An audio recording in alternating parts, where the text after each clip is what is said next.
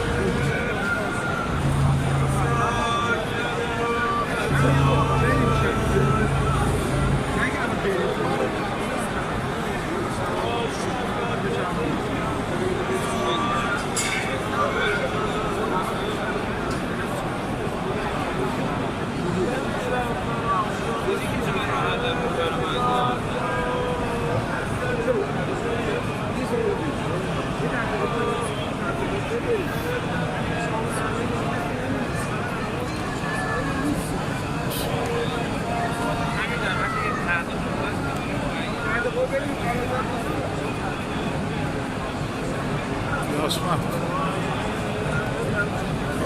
Monta mısın?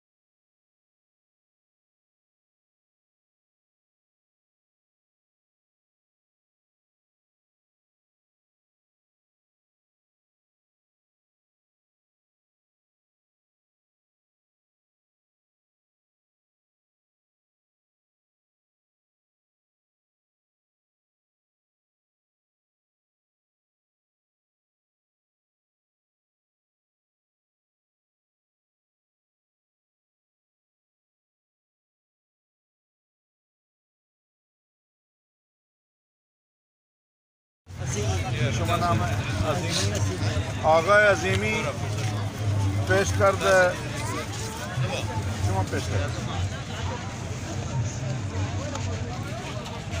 آقای عظیمی پیش کرده برده غذا آماده ممنونه متشکر متشکر ان شاء الله